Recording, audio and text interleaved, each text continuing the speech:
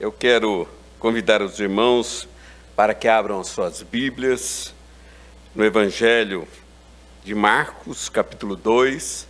Nós leremos os versos de 1 a 12 desse trecho da Palavra de Deus. Peço a gentileza da igreja se colocar em pé para que nós leiamos esse trecho da Palavra de Deus. Marcos, capítulo 2, versos de 1 até o verso 12. Dias depois, entrou Jesus de novo em Cafarnaum e logo correu que ele estava em casa. Muitos afluíram para ali, tantos que nem mesmo junto à porta eles achavam lugar, e anunciava-lhes a palavra. Alguns foram ter com ele, conduzindo um paralítico, levado por 4 homens. E não podendo aproximar-se dele por causa da multidão, descobriram o eirado no ponto correspondente ao que ele estava, e fazendo uma abertura, baixaram o leito em que jazia o doente. Vendo-lhes a fé, Jesus disse ao paralítico: Filho, os teus pecados estão perdoados. Mas alguns dos escribas estavam assentados ali e arrazoavam em seu coração: por que fala ele deste modo? Isto é blasfêmia. Quem pode perdoar pecados, senão um que é Deus? Jesus, percebendo logo por seu espírito que eles assim arrazoavam, disse-lhes: por que arrazoais sobre estas coisas em vosso coração? Qual é mais fácil? Dizer ao paralítico: estão perdoados os teus pecados? Ou dizer: levanta-te, toma o teu leito e anda? Ora, para que saibais que o Filho do Homem tem sobre a terra autoridade para perdoar pecados, disse ao paralítico: eu te mando, levanta-te, toma o teu leito e vai para a tua casa. Então ele se levantou e no mesmo instante, tomando o leito, retirou-se à vista de todos, a ponto de se admirarem todos e darem glória a Deus, dizendo: jamais vimos coisa assim. Vamos orar? Pai querido, nós estamos agora, Senhor, diante da Tua presença. A Tua igreja se reúne em adoração, a Tua igreja se reúne para louvar o Teu nome. Mas, Senhor, nós queremos também ouvir a Tua palavra. É neste momento, ó Pai, em que te pedimos, Senhor, que o Teu Santo Espírito esteja agindo, Senhor, na minha vida, na vida daqueles que estão aqui presentes, naqueles que estão acompanhando pela internet, ó Pai, para que, Senhor, a Tua palavra possa frutificar, Senhor, na vida da Tua igreja, Senhor. A palavra está aberta. Abre os nossos olhos, abre os nossos ouvidos, abre o nosso coração. Glorifica o Teu nome, em nome de Jesus. Amém, Senhor. Podemos sentar. A cura do paralítico de Cafarnaum é talvez um dos milagres mais conhecidos daqueles inúmeros, que Jesus praticou. Ele é um milagre que é relatado em Marcos, no texto que nós lemos, em Mateus, capítulo 9, versos de 1 a 8, em Lucas também, capítulo 6, de 17 a 26. Talvez é um daqueles milagres que mais me chamem a atenção desde a minha infância. E aqueles que tiveram esse mesmo privilégio que eu tive de frequentar a escola dominical desde o rol do berço, mas também nas classes de menores, vão de lembrar essa história contada num flanelógrafo. Sabem o que é isso, flanelógrafo? Já faz tempo, não é? Hoje em dia, os recursos audiovisuais são muito mais modernos, mas eu guardo no coração a minha professora contando esta história, este milagre, com aquelas figuras, e passo a passo a história era contada e montada, e a gente ia gravando no coração este milagre de Jesus. Mais recentemente eu vi esse mesmo milagre agora numa série de televisão, muitos devem ter visto, né? Um episódio que o centro do episódio praticamente é esta passagem do ministério de Jesus. Eu confesso que eu prefiro a história do flanelógrafo. Eu acho que era muito mais fiel ao relato da Bíblia e muito mais inspiradora para a minha vida. Mas a gente vê nesta história vários personagens. Jesus, né, o personagem central dessa história, e Mateus, na sua narrativa, ele enfoca basicamente essa história em dois aspectos, né? A relação entre Jesus e o paralítico, e depois a sua relação com os escribas que ali estavam. Lucas já dá um pouco mais de ênfase na relação com os escribas. E ele até nos informa que ali haviam mestres e fariseus que vinham não só dali da própria Cafarnaum, mas de toda a Galileia, de toda a Judéia e até em Jerusalém. Talvez eles estivessem nos primeiros lugares ali. Muito provavelmente eles estariam nos primeiros lugares. E nós temos a narrativa de Marcos. Nós vemos Marcos nos dizendo que Jesus estava em Cafarnaum e logo saiu o alarido, logo saiu o ruído, o alarde que Jesus estava em casa. Não sabemos se era na sua casa, não sabemos se era na casa talvez de Pedro e André, ou talvez de Tiago e de João. O certo é que a Bíblia nos informa que depois dele ter sido rejeitado em Nazaré, ele monta sua sede ali em Cafarnaum. Então, Mateus fala que Cafarnaum era a sua cidade. Era o lugar onde foi a sede, o QG do seu ministério. Ele já tinha feito alguns prodígios ali em Cafarnaum, né? Já tinha curado um leproso, ele já tinha curado a sogra de Pedro, depois ele se retirou, foi para a Galileia, percorreu várias cidades da Galileia, foi até o endemoniado de Gadara, ali expulsou demônios e retorna para Cafarnaum. Quando ele retorna para Cafarnaum, há um grande alarido, uma grande expectativa. E logo se reúne, as pessoas sabendo que ele estava em casa, logo se reúne tanta gente, uma verdadeira multidão. O relato também nos fala que foi levado um paralítico até Jesus. E diante do milagre, existe uma postura dos escribas, que consigo mesmo estavam arrazoando e questionando aquele milagre e o poder de Jesus. O fato é que esse texto é um texto muito rico.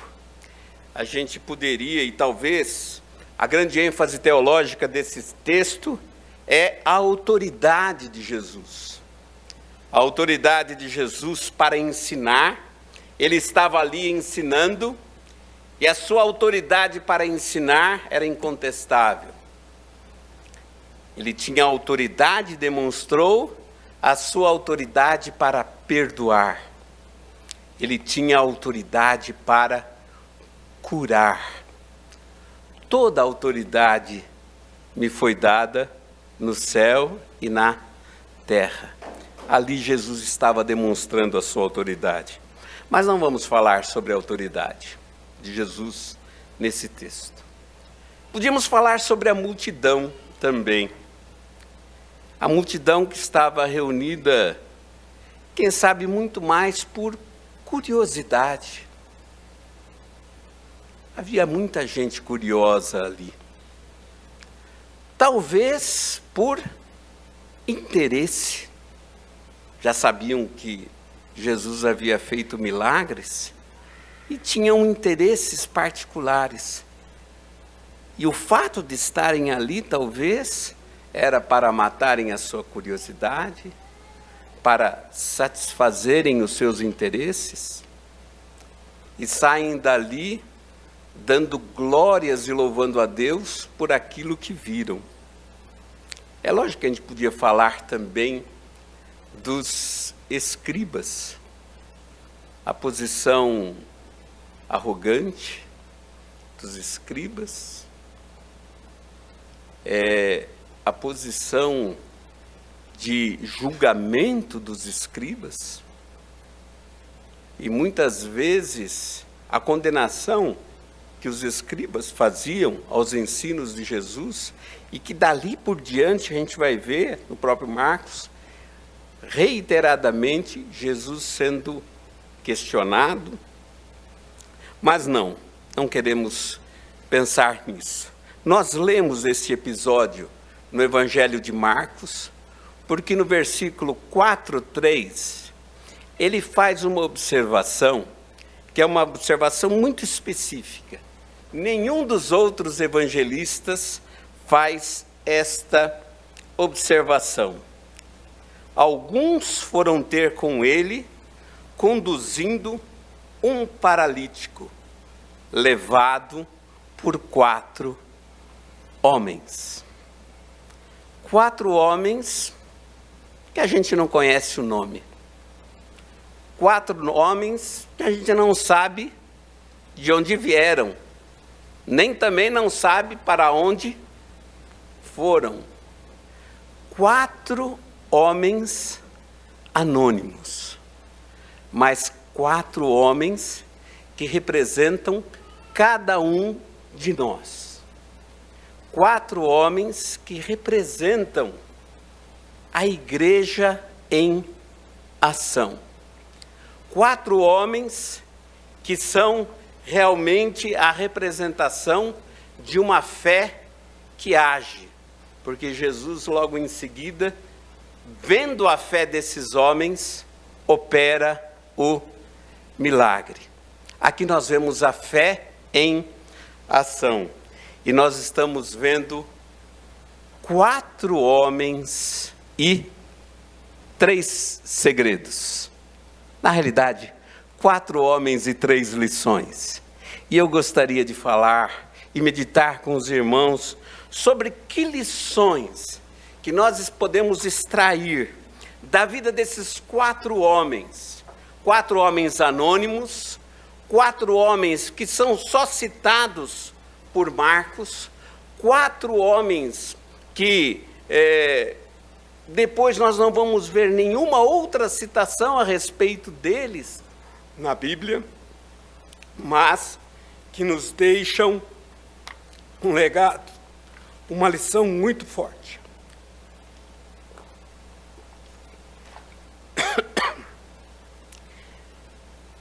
Quais são essas lições? Quais são esses exemplos?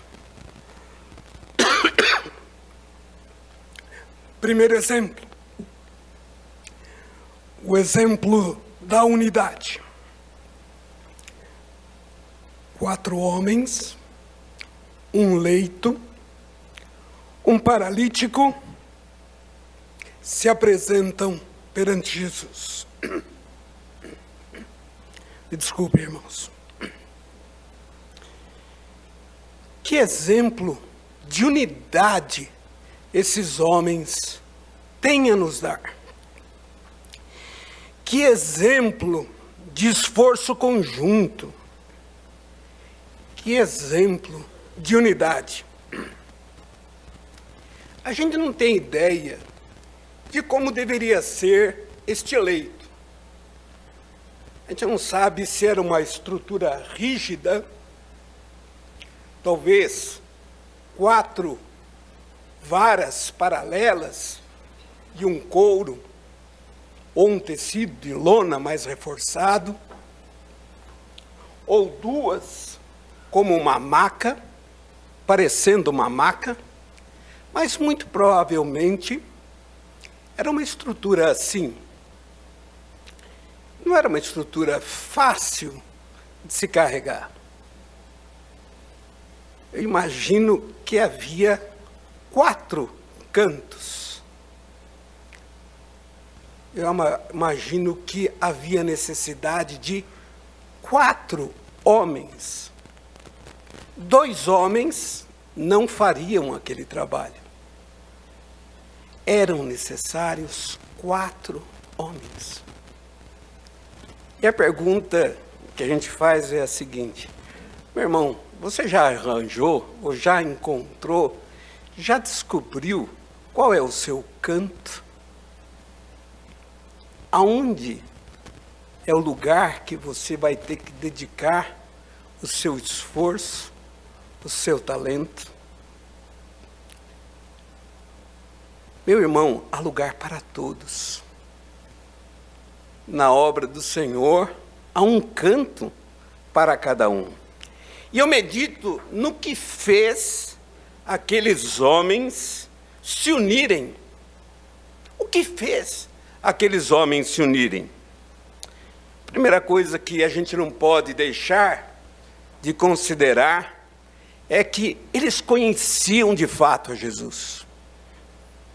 E conhecendo a Jesus, sabiam tudo o que ele poderia fazer e operar. Conhecendo a Jesus, eles sabiam que a esperança para aquele paralítico dependia do esforço deles. Eles sabiam quem era Jesus, sabiam do poder de Jesus e sabiam o que podia Jesus fazer pelo paralítico. Mas eles se uniram porque eles tiveram a capacidade de superar o egoísmo. Eles superaram o egoísmo. Tinha tanta gente na porta, né? Ninguém nem para dar um espaço. Às vezes os próprios escribas e os fariseus são criticados na palavra de Deus porque eles gostavam de ocupar os melhores espaços, estar na frente. Ali tinha muita gente que não tinha superado o egoísmo. Estava pensando só em si. E não pensava naquele que estava vindo a caminho. Estava chegando atrasado.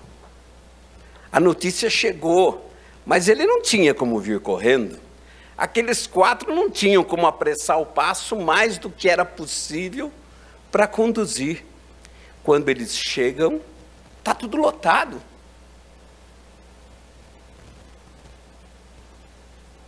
Os que estavam na porta não superaram o egoísmo. Os que estavam nos primeiros lugares não superaram o egoísmo. E a gente só consegue trabalhar em unidade se a gente supera o egoísmo. Se a gente, ao invés de pensar nas nossas necessidades, nos nossos interesses, a gente demonstra a nossa compaixão por aquele que está precisando mais do que nós. Eles não se omitiram.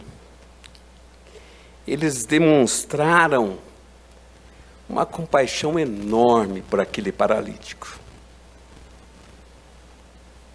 Pensem bem, aquela cena da pessoa chegando, um paralítico chegando, não deveria condoer aquela multidão?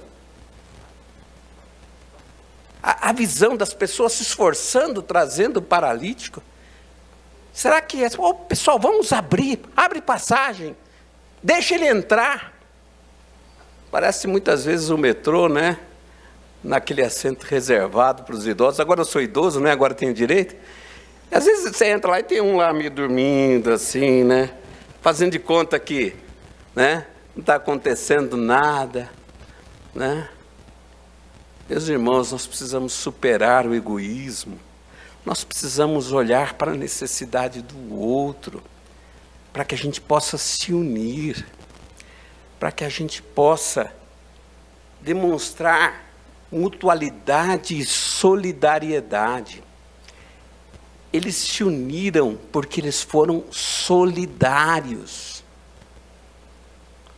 A palavra solidário, ela vem dessa mesma raiz que você está pensando, sólido, é isso mesmo. Ser solidário é manifestar-se materialmente, concretamente. É isso. Significava, quando alguém era solidário, que ele deixava o seu sólido, a sua moeda, em favor de alguém. É essa a raiz de solidariedade. E aqui nós vemos 4 homens que nos ensinam que para nos unirmos, nós precisamos, primeiramente, conhecer a Jesus, superar o nosso egoísmo, demonstrar compaixão e sermos solidários, nos juntarmos. E aqui a aplicação que fica é essa. Uma fé operosa, ela é uma fé em que o trabalho não é individual, em que a nossa colaboração, a nossa cooperação, a coordenação é necessária. Há lugar para todos. Você já se uniu? Você está unido neste propósito de levar os pecadores a Jesus? Porque este paralítico representa o pecador que não tem condições de por si mesmo ir até a presença de Jesus. O pecador que muito mais do que cura física, precisa de cura espiritual, de perdão. A pergunta: qual é o seu lugar? Você já está no seu canto? Você já está ocupando o seu posto? Você tem demonstrado no trabalho da igreja a sua cooperação, a sua solidariedade, o seu desprendimento? Esse é o primeiro segredo, a primeira lição que esses 4 homens nos deixam, a lição da unidade. Quando a igreja está unida, os pecadores chegam à presença de Jesus. Mas há uma segunda lição. Agora chega a lição da persistência. Imaginem novamente aquela cena. Esses 4 homens que, com um propósito tão firme no seu coração, vêm no caminho de Cafarnaum, vêm carregando já por um caminho, por um tempo demorado, porque eles acabam se atrasando, já tem muita gente na porta. Eles chegam ali na porta, vem aquela situação, e eles bem que poderiam ter falado: olha, paralítico, você viu que a gente bem que tentou. A gente bem que tentou. Olha o esforço que a gente já fez. A gente está suando aqui. Não foi fácil chegar até aqui. Eles poderiam te dizer, olha como está essa situação. Não está dando para entrar, não. Está parecendo dia de OAB, não está dando para entrar. Está tudo difícil. Olha, a gente teve uma boa intenção, teve um bom propósito, mas as circunstâncias não estão cooperando com a gente. Você viu quanta gente importante tem lá dentro? Eu acho que Jesus vai dar prioridade para aquelas pessoas, porque, na realidade, elas são autoridades, são mestres da lei, elas estão aqui vendo Jesus. Já pensou que oportunidade para que Jesus possa conquistar a simpatia daquelas autoridades? Quantas desculpas eles poderiam ter dado e deixado para depois? Jesus, ele está morando por aqui mesmo. Não deu hoje, mas quem sabe amanhã ou depois de amanhã. Mas, meus irmãos, aqueles homens nos ensinam que a gente não deve desistir. A gente não deve desistir. E o que levou aqueles homens a não desistirem, a não voltarem para trás, a não deixarem para depois? Primeira coisa, eles tinham uma esperança muito firme, muito vívida, muito clara, de que Jesus iria operar em favor daquele paralítico. Eles perceberam e tinham em mente que a prioridade era a cura do paralítico. A prioridade era que Jesus manifestasse a sua graça em favor daquele paralítico. Isso lhes leva a um senso de urgência. Tem que ser agora, tem que ser hoje e tem que ser aqui. A gente tem tido este mesmo senso de urgência para levar os pecadores a Jesus? Ou temos deixado para amanhã, quem sabe, uma outra oportunidade mais propícia? Meus irmãos, eles tinham obstáculos muito grandes na frente deles. Eles tinham vários obstáculos, mas eles superaram os obstáculos. Se na unidade eles demonstram que eles superaram o seu egoísmo, aqui eles mostram que eles superaram todos os obstáculos. Meus irmãos, qual é a nossa resiliência perante os obstáculos ao testemunho de Jesus? A gente tem vencido esses obstáculos? A gente tem persistido, perseverado? Nós não podemos desistir. Nós não podemos deixar para depois. Esses 4 homens tinham esse senso. Não, é aqui e é agora. É aqui e é agora. Meus irmãos, que Deus nos dê uma esperança tão firme como a desses homens, para que nós jamais desistamos do trabalho, para que nós jamais retrocedamos naquilo que nós já temos conquistado, e principalmente para que nós possamos encorajar uns aos outros a persistir, a continuar, a perseverar na obra do Senhor. Quem está unido, quem é persistente, não tem jeito, vai ter que colocar a mão na massa. E aqui, o terceiro segredo, a terceira lição, o terceiro exemplo que estes homens nos dão. Pensem bem nessa situação. A multidão estava atrapalhando.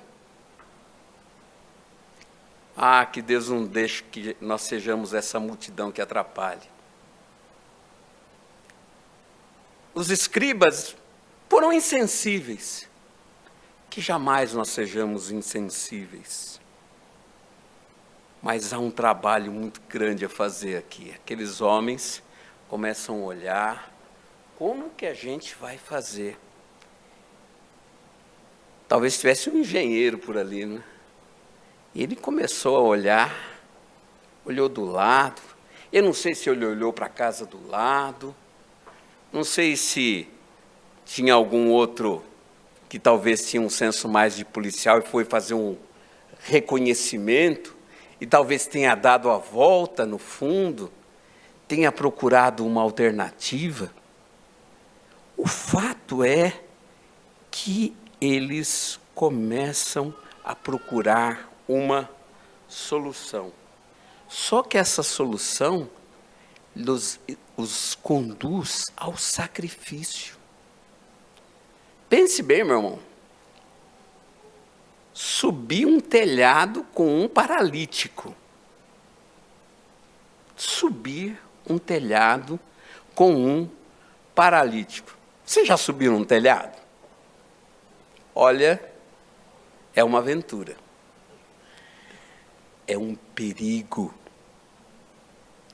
Quanta gente já não se acidentou subindo um telhado? Nós conhecemos gente que caiu do telhado e talvez ficou paralítico. Pensa bem. Eles podiam subir o telhado, cair e ficarem paralíticos por causa do paralítico. Olha o perigo. Eu estou falando isso de século 21. Imaginem como era o telhado das construções na época de Jesus. Os comentaristas dizem que eram armações de madeira, que depois eram forradas normalmente com palha e recobertas com argila, uma massa de argila, de forma que o sol batia e endurecia aquilo e fazia com que isso servia de telhado. Só que a cada estação de chuvas isso tinha que ser consertado. Isso tinha que ser consertado. Muito provavelmente, eu creio que, especificamente nesta casa, a situação era um pouco diferente. Talvez a gente esteja falando mais, não tanto de um telhado, mas de um eirado, como fala, de um terraço. E um terraço talvez é com pedras. Ele é apoiado em vigas, mas com pedras. Imagine agora a dificuldade. E o texto de Lucas, ele usa a expressão cerâmica, é a cerâmica. Havia a necessidade de quebrar. Havia a necessidade de deslocar aquele telhado, tirar as telhas, vamos dizer assim, mas muito provavelmente pedras. Vejam bem, subir paralítico, imagino que não foi por uma escada, eles devem ter subido por cordas, aquele paralítico, apoiado e novamente baixado com cordas. Eu imagino que as mãos ficaram calejadas. Eu imagino que não foi uma tarefa fácil. Eu imagino que aquilo custou recursos, porque depois de quebrarem, alguém teve que consertar. Custou recursos também para alguém. E a gente começa a entender o que aconteceu ali. O que aconteceu ali foi abnegação. O que aconteceu ali foi superação de perigos. O que aconteceu ali foi desprendimento material. O que aconteceu ali foi sensação de entrega. Esses 4 homens não mediram esforços. Eles colocaram todos os seus recursos, todo o seu talento, toda a sua força em favor do paralítico. Olha que exemplo de amor abnegado. Esforço, talento, recursos entregues por amor ao paralítico e por amor a Jesus. Quem se dispõe ao sacrifício não mede esforços. Quem se dispõe ao sacrifício não economiza recursos. Quem se dispõe ao sacrifício se entrega totalmente. Seria necessário dar um exemplo maior do que a própria obra de Jesus, em que ele não levou em conta nenhum dos sacrifícios que ele teria que fazer, o sacrifício da sua posição, o sacrifício dos seus talentos, o sacrifício da sua própria vida em favor de cada um de nós. Esses 4 homens nos ensinam a lição do sacrifício. E trabalhar na igreja significa consagração. A ideia aqui não é tanto da sacrificação como do sacrifício como mutilação, mas do sacrifício como oferta, como consagração de dons. Alguém teve que achar uma solução. De talentos, alguém teve que tirar, abrir o telhado. Alguém teve que consagrar tempo, dedicação, esforço. Nós temos tido essa disposição, meus irmãos. Que exemplo maravilhoso desses 4 homens. 4 homens e 3 segredos. Unidade, persistência, sacrifício. Para a gente encerrar a nossa meditação, a exposição da palavra, e colocar esse desafio para a nossa igreja.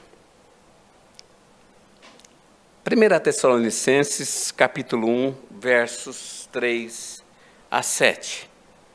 Vamos ver como esse exemplo desses 4 homens serve muito bem para a nossa igreja.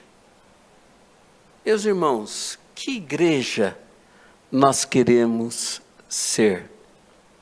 Que igreja pretendemos ser? E aí, nós temos Paulo se dirigindo aos Tessalonicenses, e ele, nessa carta, ele começa a recordar-se, diante de Deus, do Pai, da operosidade da fé. Fé em ação. Da abnegação do vosso amor e da firmeza da vossa esperança em Cristo. Será que não foi isso que moveu aqueles 4 homens? Uma fé em ação, uma fé operosa, uma esperança firme, que sabia que Jesus era a solução para aquele paralítico, e um amor abnegado, que consagrou tudo em favor da bênção para o paralítico. Quando a gente reconhece a nossa eleição, o versículo 5 vai nos dizer: porque o nosso evangelho não chegou até vós tão somente em palavra, mas sobretudo em poder no Espírito Santo, em plena convicção, assim como sabeis ter sido o nosso procedimento entre vós e por amor de vós. Qual é o impacto do evangelho nas nossas vidas? É só palavra ou é ação? Versículo 6. Com efeito, vos tornastes imitadores nossos e do Senhor, tendo recebido a palavra, posto que em meio de muita tribulação, com a alegria do Espírito Santo, de sorte que vos tornastes o modelo para todos os crentes na Macedônia e na Acaia.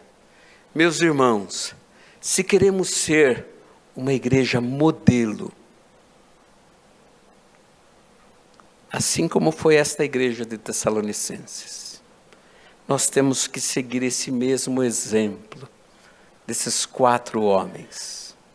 Fé operosa, amor abnegado, esperança firme. O resultado disso vai ser o mesmo que a gente viu ali. Ao final, a multidão disse: jamais vimos coisa assim. Jamais vimos coisa assim. E glorificaram a Deus. E aqui a conclusão. Meus irmãos, para glorificar a Deus, Deus espera que nós estejamos unidos, que nós sejamos persistentes e que nós nos sacrifiquemos na propagação do Evangelho, para que os paralíticos deste mundo possam conhecer o mesmo Jesus que também se apresentou a nós, nos chamando como filhos, nos dando perdão de pecados e nos curando de todas as nossas enfermidades. Que Deus assim nos abençoe. Amém.